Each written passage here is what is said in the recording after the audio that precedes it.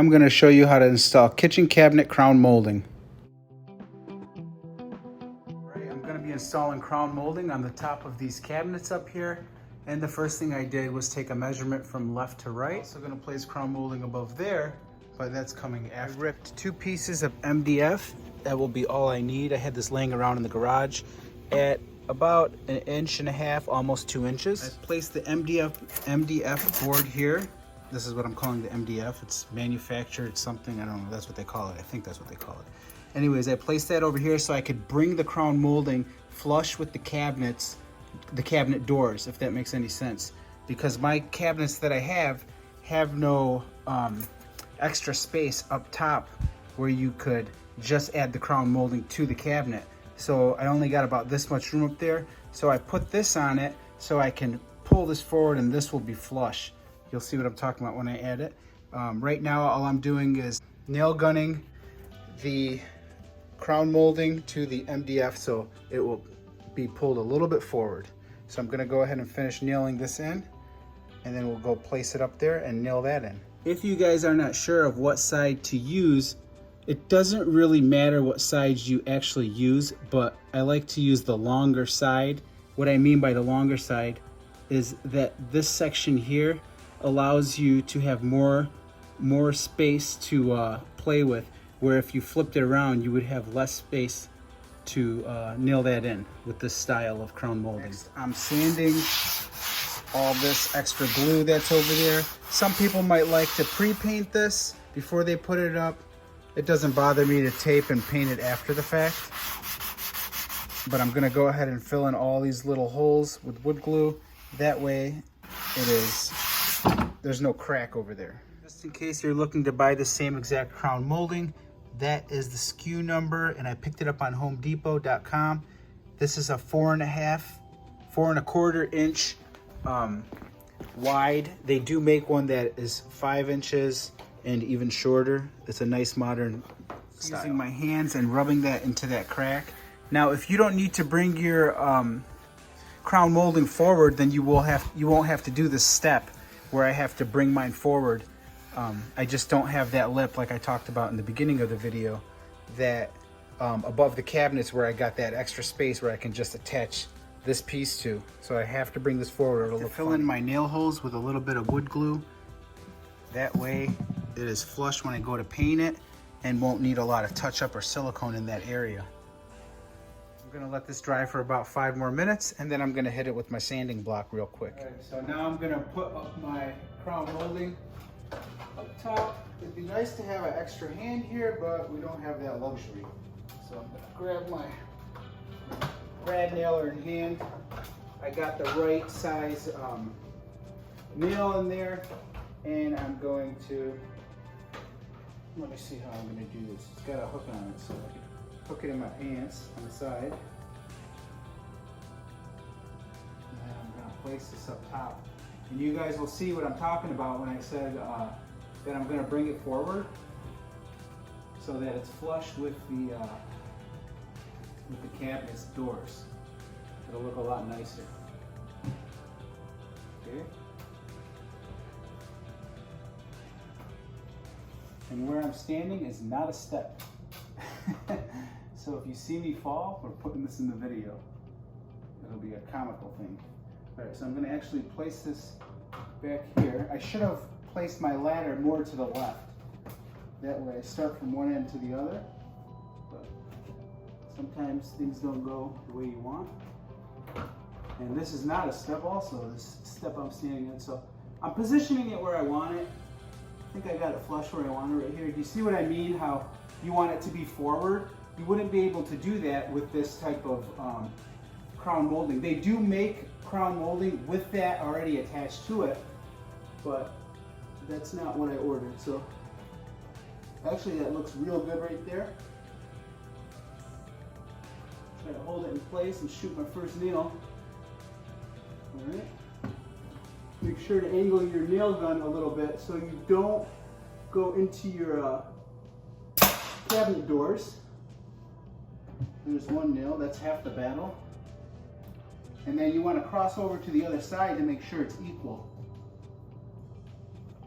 That one little nail ain't really holding much, but get one in here.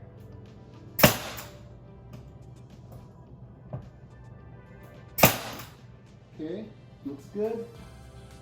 Looking real good. I could actually let go of this. Feeling back here to make sure it's where I want it. If you guys don't own a brad nailer, this is an awesome tool. You gotta get one. It's just so much more efficient than using like a hammer and nails. I can't believe how people did that years ago. I mean, for trim or anything like that. I'm gonna move my ladder back a little and get the other side. I don't want to fall. It's just not worth it. Okay. Over here, I'm actually gonna push it forward just a hair so it can be equal with the other side, because I could feel this thing coming forward. Nothing is ever perfect, of course. I think that's working on the upper cabinets that you saw, the smaller cabinet that's going to have the 45-degree angle on each corner. What I did is pre-make this, and I measured it. You could see this little mark that I have here, and I'm going to cut that, and I just do a little reference line because I'm going to paint these anyways. You see that little line right there? It's real faint.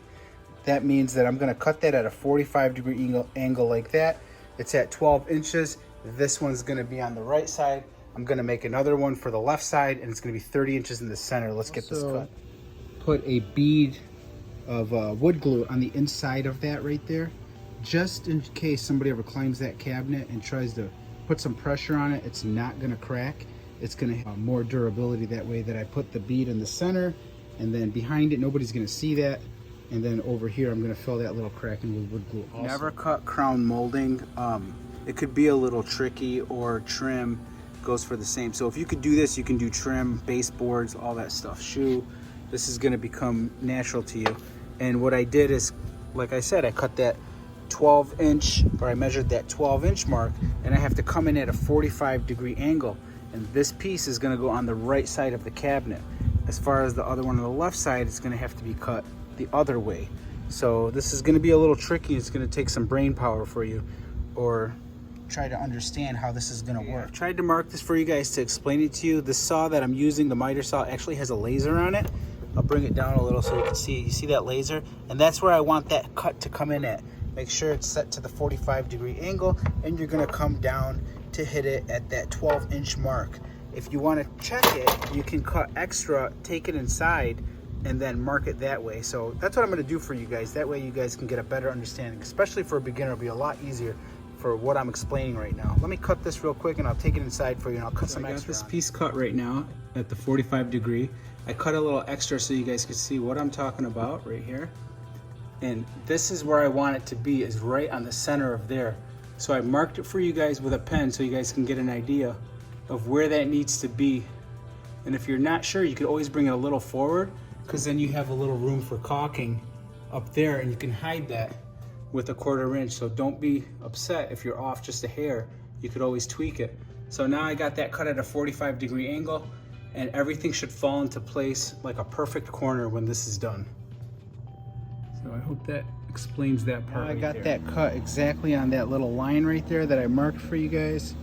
Now you guys can get an idea. And don't worry about a little chip like that. You could always fill it in with wood filler, or when you're doing this, I wanted to add this in there.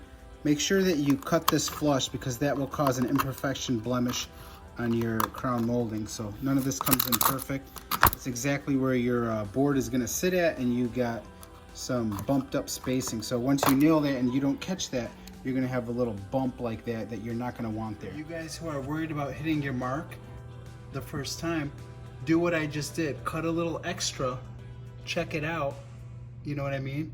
Cut the little extra right there, and then check it where you can check it, and I have to cut just a hair off more. That way you don't go wrong and just overcut it. For my 30-inch piece, what I did is cut out about 35 inches, and I've centered it because I know I'm coming out this way at a 45-degree angle. So I gave myself enough space to come in this way, because the rest of this is just gonna be scrap anyways. I'm done with this project after this piece right here.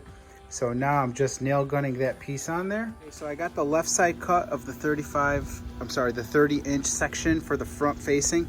The most difficult part about this cutting crown molding or cutting trim or shoe is getting that in your mind and which way it needs to be cut. You see how that comes together like that? And that's how you want it to look when it goes up on your cabinet. So getting that in your mind and which direction to cut your 45 at is the most difficult part. So expect to make mistakes as a beginner, but eventually you will understand it and you will get it. I really want to explain this to the beginners who have no clue what they're doing here, but try to understand this. So what you're going to do, if my cabinet facing is 30 inches from left to right, I'm going to mark that. You see how I marked it? It's exactly at 30 inches if I had this held exactly where that corner is to that corner. And then before you cut this, you will place it exactly how it's going to sit on the cabinet, which is exactly like that. So I push my finger down like that and get it at that 30-inch mark, and that's where you're going to cut, right at the center right here. Like I said, cut a little extra and then go check it. That way you don't cut too much and you got to start all over.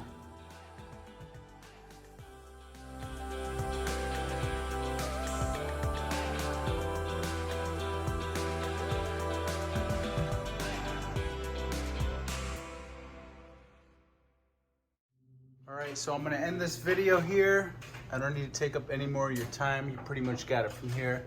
You're gonna use caulk to fill in the little nail holes, and you're going to make sure everything is flushed, sand it, and then paint it. And there's your crown molding, and that's how you do that. Go ahead and go around right here, show you guys that. And then the other side right here, you're obviously gonna caulk your edges, and if you've never caulked, water, dish soap, mix it up, caulk the line, and then take your finger and rub it on it. If you ain't rubbing your finger on a caulk line, you ain't caulking. You'll know what I'm talking about after a year when it starts cracking or not holding. So that's about it. Thanks for watching, guys. Give me a thumbs up if this video taught you anything. Have a good day.